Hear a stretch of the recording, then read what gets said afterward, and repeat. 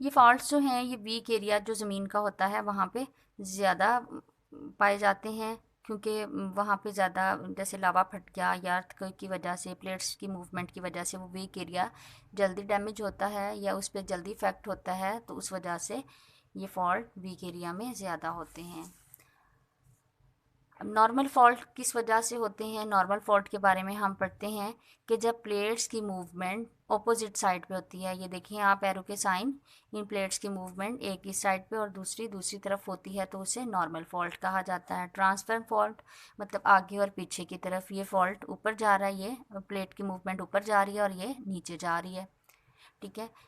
उसके बाद reverse fault, आमने सामने एक दूसरे की तरफ जब ये प्लेट्स की मूवमेंट होती है तो उसको हम रिवर्स फॉल्ट्स कहते हैं, ठीक है। इनकी मूवमेंट से ज़मीन शेक करती है, अर्थक्वेक आते हैं और लावा फटता है, तो जिसकी वजह से ज़लज़ले या मतलब ये ज़लज़ले वगैरह आते हैं। Major plates fault in Pakistan.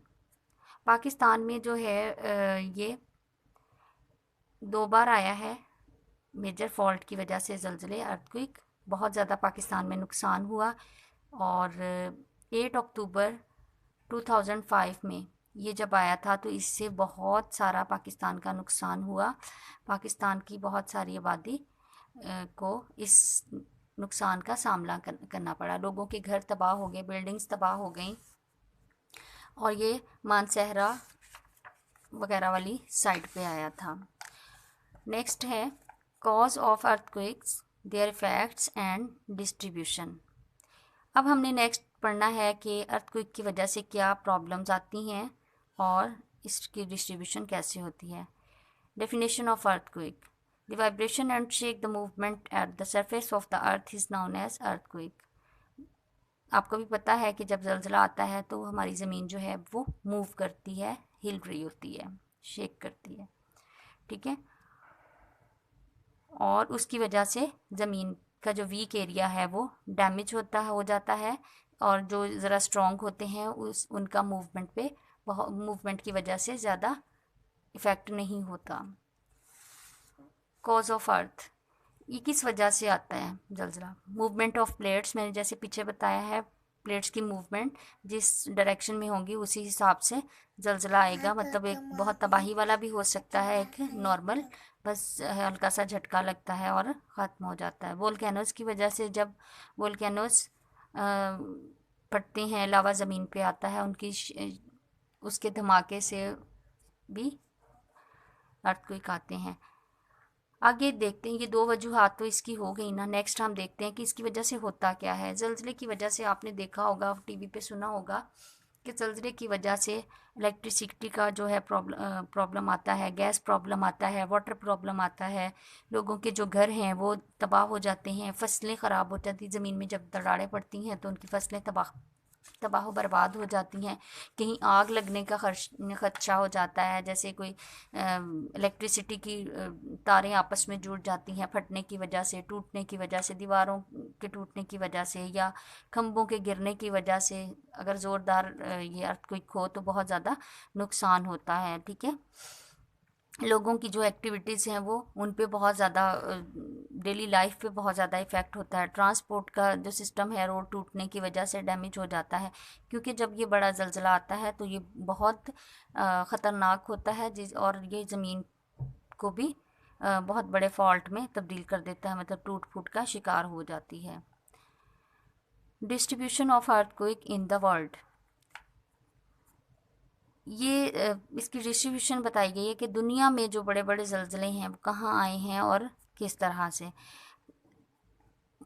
Most of the earthquake occur around the area of Pacific ocean, ये पैसिफिक ओशन के करीब ज़्यादा है। और ये इसमें एरियाज़ कौन कौन से आते हैं? Alaska, Aleutian, Japan and Mariana, Philippines and new Ganga.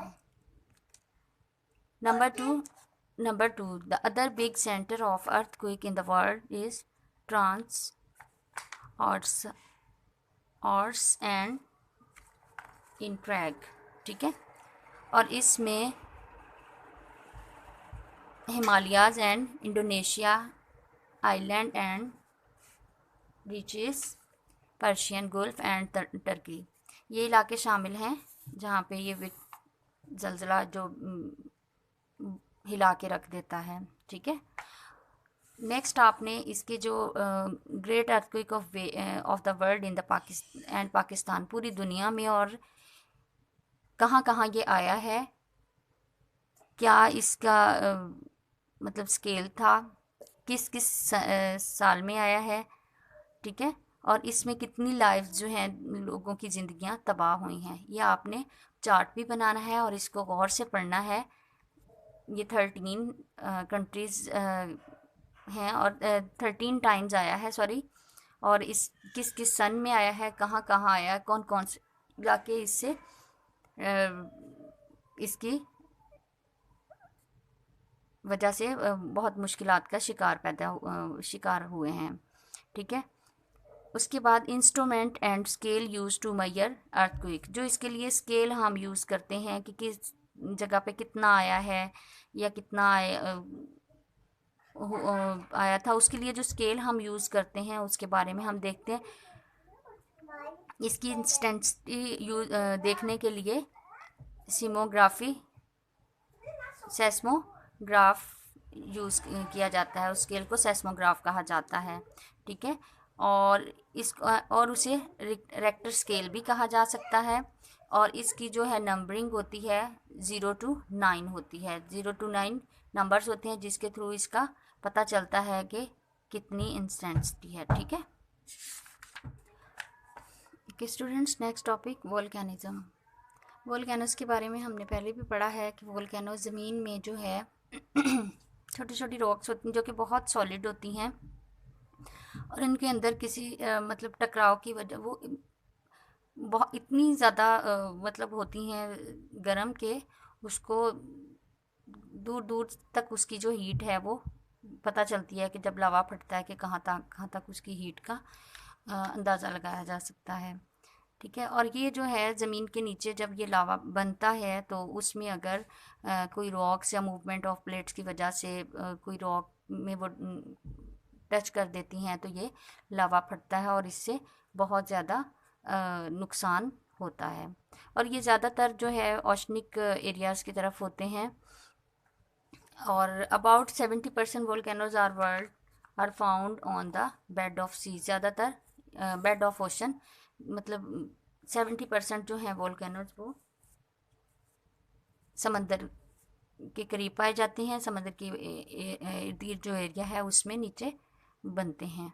इसके इफ़ेक्ट्स जो हैं वो भी बहुत ज़्यादा, ये भी डैमेज करता है उसी तरह वहाँ के जो करीबी एरियाज़ होते हैं उनका जो सिस्टम है, जैसे इलेक्ट्रिक गैस प्रॉब्लम, और उसके अलावा जो हमारी हवा को आलूदा करता है, एयर पोल्यूशन पैदा करता है, इसकी वजह से हमारी एयर जो है वो ख़राब होती है और बहुत ज़्यादा नुकसान होता है। सबसे बड़ा इसमें मसला पोल्यूशन का होता है। ठीक है, types of volcanoes and there distribution, types इसकी कितनी हैं? एक्टिव 3 टाइप्स हैं। ठीक है, 3 टाइप्स में इसको डिवाइड किया। First active volcanoes. Active volcanoes जो होते हैं ये हर वक्त कहीं ना कहीं इनके नमूदार होते रहते हैं। जैसे ज़्यादातर ये फुजीयामा और वेजुवस मीन्स के इटली में होते हैं। उसके बाद डॉर्मेंट वोल्केनोस जो होते हैं ये मतलब कहीं कहीं कभी कभी इनका इनका ये नमूदार होते रहते हैं, कभी कहीं पे मतलब इनकी जो है ज़्यादातर ना ये कभी रुकते हैं, कभी मतलब फट पड़ते हैं, इस तरह का होता है इनका। थर्ड लास्ट वन इज एक्सटेनिक वोल्केनोस। इसमें जो है ये जो वोल्केनोस हैं ये इनको डेड भी कहा जाता है, मतलब ये ना होने के बराबर हैं कि कभी कोई ज़िंदगी में देखा होगा, अदरवाइज़ ये डेड होते हैं, ना इनके कोई नुकसानात होते हैं और ना ये बस बने होते हैं, लेकिन ये फटते नहीं हैं क्योंकि ये इतनी ज़्यादा इनमें के अंदर गर्माइश नहीं होती कि जो ज़रा सा टच होने से फट पड़े। डिस्ट्रीब्यूशन ऑफ वोल्केनो, मतलब ये होते कहाँ पे हैं? ओशंस के करीब ओशन के नीचे, ओशन के करीब, ये वहीं पे उन्हीं पर्टिकुलर एरियाज़ में फटते हैं जहाँ पे ये पाए जाते हैं।